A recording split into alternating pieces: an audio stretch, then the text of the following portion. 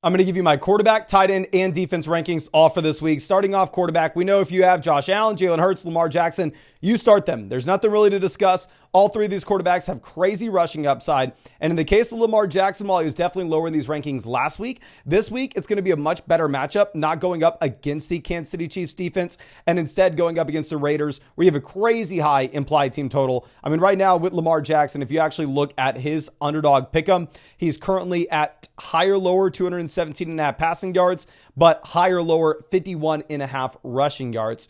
Now, going over to our QB4 here, I am actually going to have Anthony Richardson. Now, to be very clear, this is going to be for a 4-point passing touchdown format, 4-point passing touchdown league. You're going to care a little bit more about the rushing production, where Richardson is just a lot more likely than almost any other quarterback to have that rushing touchdown, not named Josh Allen, not named Jalen Hurts, of course. And also, you actually have upside when it comes to him throwing the football. Now, last week, I had Anthony Richardson ranked as QB3 in these rankings because going up against Houston, he was going to have a ton of dropbacks in the second half. They were going to have to look to throw the ball with aggression in the second half. This week, I think you move him down to 4, strictly because against Malik Willis, I don't expect that same level of passing volume to be there.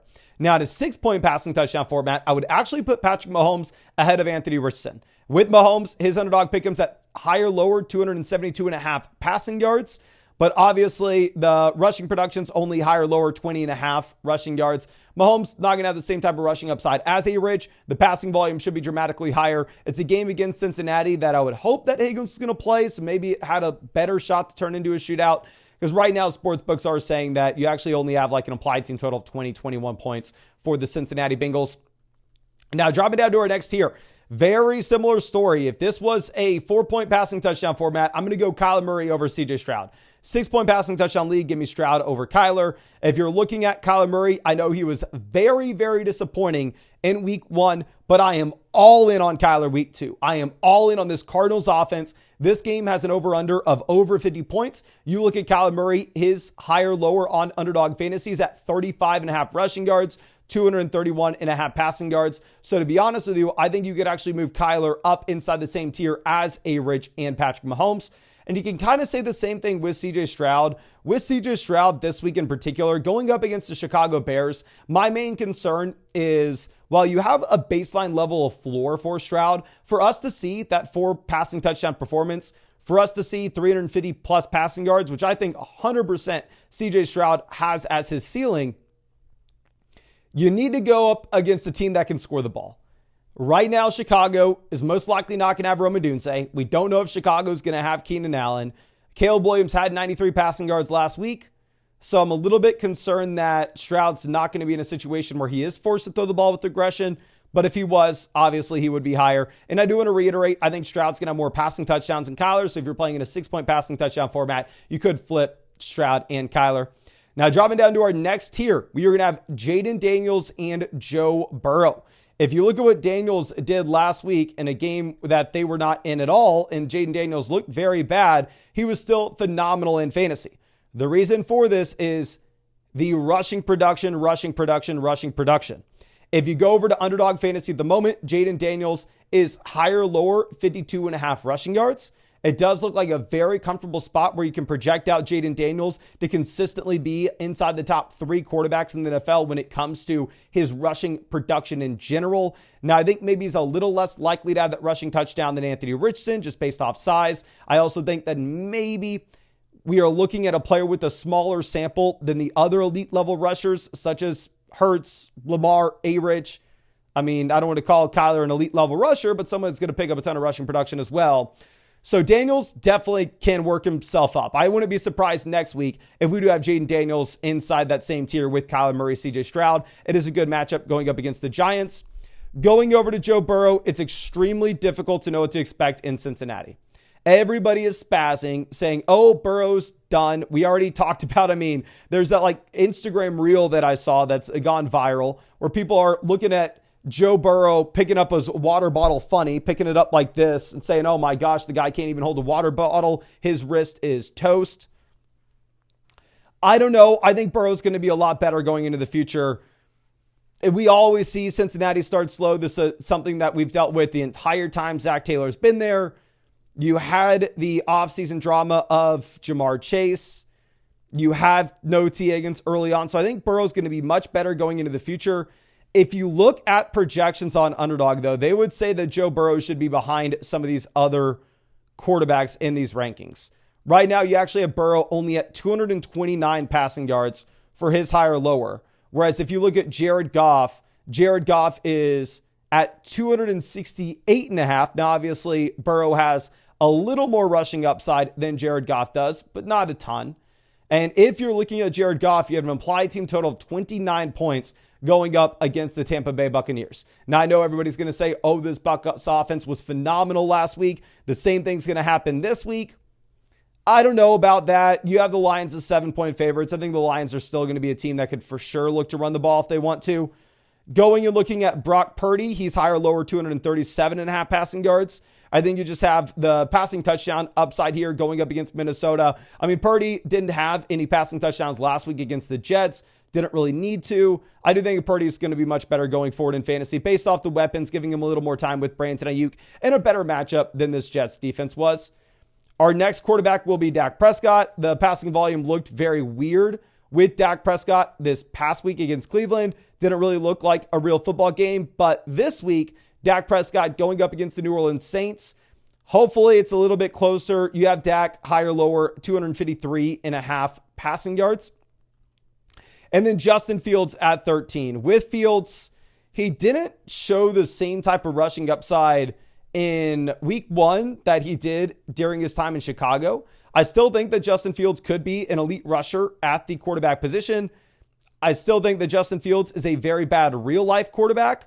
But as we've talked about time and time again, you can be a bad NFL quarterback while at the same time being a top-end fantasy option. Because if you have 80 rushing yards in a game, I mean, that's equivalent to about 200 and 220 passing yards in a game just based off the fantasy football points scored. And then you add on the fact that obviously the rushing touchdowns are worth dramatically more than passing touchdowns as well. Now, after this, I really hope you don't have to start any other quarterbacks. I think the next few quarterback tiers are either for super flex leagues. If it's not for a super flex league, then instead it's for a team that lost Jordan Love. But we have Lawrence, Stafford, Cousins, Baker. I know people are going to scream at us that Baker's way too low. I think Baker and the Bucs offense come back down to earth dramatically this week. I know Stafford, obviously, if you looked at that Detroit Lions game, Stafford looked like one of the best quarterbacks in the NFL week 1. Garbage offensive line with all the injuries. And honestly, now that you have the Puka injury, I'm lowering my expectations with Stafford as well. None of these quarterbacks are going to run the ball. And then our last tier will be Justin Herbert, Caleb Williams, Sam Darnold, Geno Smith. Like I said, for the love of God, I hope you're not starting any of these guys. Herbert is obviously so much more talented than a lot of the quarterbacks that he's ranked behind. But the thing with Justin Herbert is probably a low volume passing attack going up against Carolina Panthers team where they're just simply not going to have to throw the ball.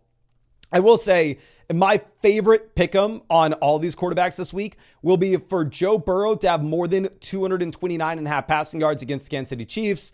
I think this is a spot where Burrow is going to be forced to throw the ball consistently. I think that while the Chiefs have a good defense, Burrow historically has gone for well over 229.5 passing yards, even if it is a smaller sample.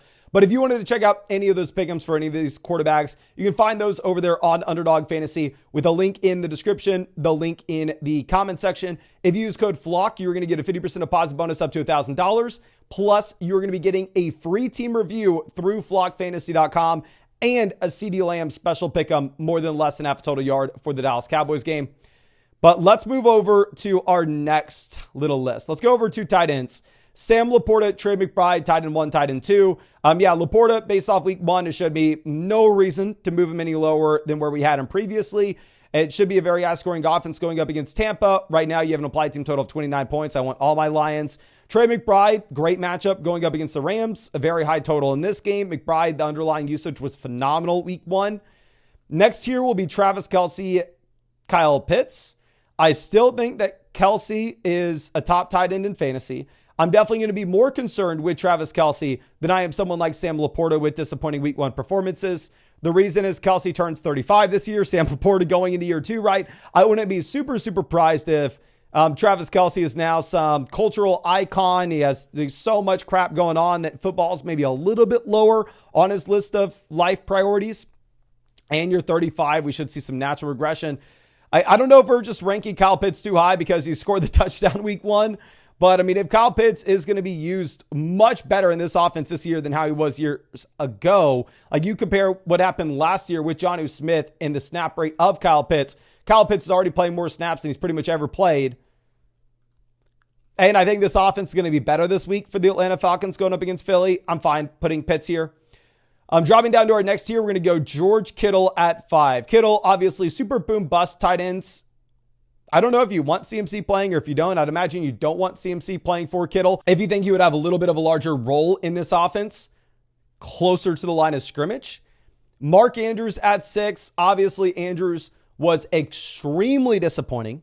Now, if you are going to be making an argument for Andrews here, we can say, okay, well, this is a tight end that got in a car accident, missed a couple weeks of practice. It was week 1. Let's not overreact. But I'm definitely more worried about Andrews than I am Kelce, because of Isaiah Likely in this offense.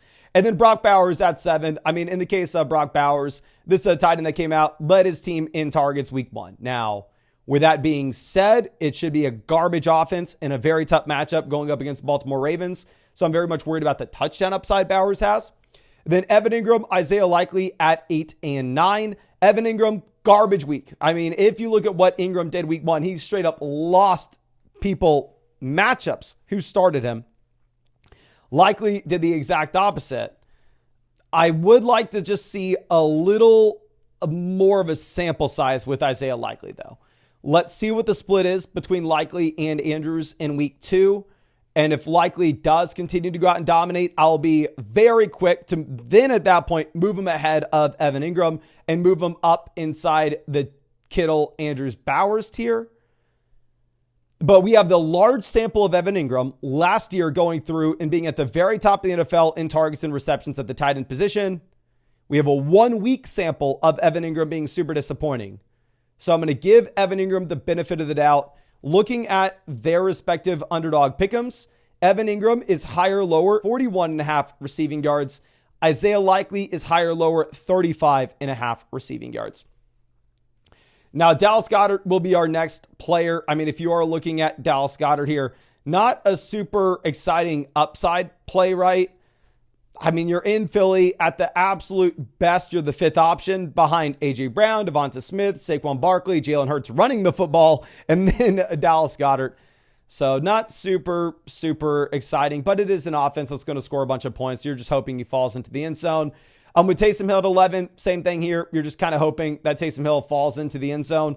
If you look at Taysom Hill's underdog pick'ems, you actually have him at 1.67x to score a touchdown, which is a lower boost multiplier than what you have with these other guys like Dallas Goedert.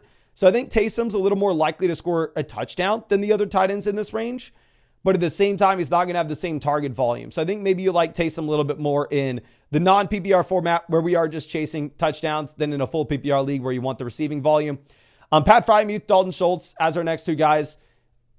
Freiermuth, super boring, low volume passing attack, going up against Denver. It's whatever. It should be the lowest scoring game of the week. Schultz, super tough to rank right now because if you do look at Dalton Schultz, it's a tight end that misses practice on Wednesday. This is a tight end that misses practice on Thursday. So we have no idea at all if you are going to have, Dalton Schultz even playing. And even if he does play, then what? Is he limited behind Stephon Diggs, Nico Collins, and Tank Dell all in this offense? Our last tier tight ends, I wouldn't want to start any of these guys. This is just like a desperation play if you had a David Njoku injury, if you had a Jake Ferguson injury. We'll go Colby Parkinson, Kate Otten, Noah Fant, Hunter Henry, Mike Gesicki, Tucker Kraft. I think if you look at my rest of season rankings over on flogfantasy.com, Tucker Kraft will be higher than this. It's just tough to start any pass catcher with Malik Willis under center for the Packers. Now going over to our defensive rankings. I want to reiterate to everybody watching this, trust me, I get it. I know I'm a clown. I get things wrong all the time, not only with these videos, but in my own fantasy football leagues. And one thing that I'm extra clownish with is going through and trying to rank these defenses. Okay, I have not played in a league with defenses until this year for like 5 or 6 years. So it's not something that I've found myself tracking very often. I'm not a defensive expert. I'm not a kicker expert. Maybe I get better now that I'm playing in leagues with both of those. But we're going to go Baltimore, the Chargers, the Steelers, the Jets as the top 4 defenses. Baltimore going up against the Ravens. Very confident putting them as the top defense this week. You have the largest spread on this game than any other game in the NFL. The Los Angeles Chargers against Carolina. Confident with the Chargers, which should be a lower scoring game overall against the JV football team. Confident in the Pittsburgh Steelers going up against Bo Nix, who are just an absolute disaster. And obviously the Steelers have one of the best defenses in the NFL with TJ Watt and just shut down Atlanta. And then the New York Jets. I know the Jets defense wasn't great at stopping San Francisco, but there's a big difference between the Niners and the Titans. I still think the Jets have one of the better defenses in the NFL. I think it's a lower scoring contest where the Jets handle the Titans. Our next 2 defenses will be the Seattle Seahawks and the San Francisco 49ers. Maybe we're hitting us with the reverse jinx here. I have the Niners. I'm really rooting for the Niners to stomp Minnesota this week, specifically on the defensive side of the ball. With the Seahawks going up against the Pats, I still stand by. I think the Patriots have one of the worst offensive lines in the NFL, one of the worst wide receiver cores, if not the worst wide receiver core in the NFL. And really they got by with Ramondre Stevenson last week. The Niners going up against Minnesota, they're touchdown favorites. I think the Niners have a great defense. They shut down the Jets last week. Then going over to our next tier, we're going to go Houston, Jacksonville, Indianapolis. I don't think Indy has some great defense. I don't think the Jacksonville Jaguars are an elite defense either.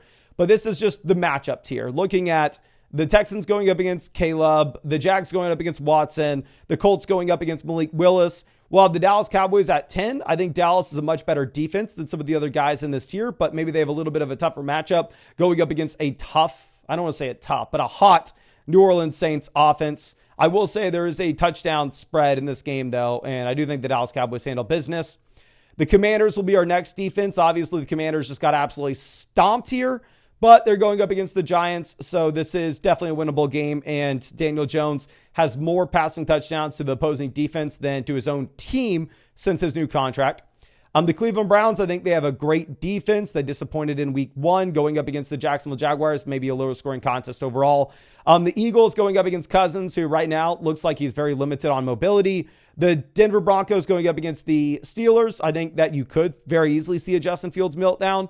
And then the Patriots going up against Seattle. I think that the Patriots have some of the worst offensive units in the NFL, but I think the Pats defense is fine. And then if you really were desperate, maybe you look at the Packers as well. But I do want to reiterate, there's a good shot that I'm missing a defense that's more appealing off the waiver wire that I didn't think to put on this list. So yeah, don't just use me as your only defensive resource. Maybe I'm helping you a little bit here, but like I said, I don't act like I'm some expert when it comes to these defensive rankings. And of course, if you enjoyed this, please make sure you go down there, hit that like, subscribe if you play fantasy football. And if you wanted to check out any of those pick'ems you saw in this video, you can find those over on Underdog Fantasy. The link's in the description, the link's in the comment section. If you use code FLOCK when you sign up to Underdog Fantasy, you're going to get a 50% deposit bonus up to $1,000. You're going to get a CeeDee Lamb special pick'em, more than less than half a total yard. And you'll also get a free team review over there on flockfantasy.com. All you have to do is make sure that you have an account set up on flockfantasy.com with the same email address as the account that you used on Underdog Fantasy, so we can credit you with that free team review.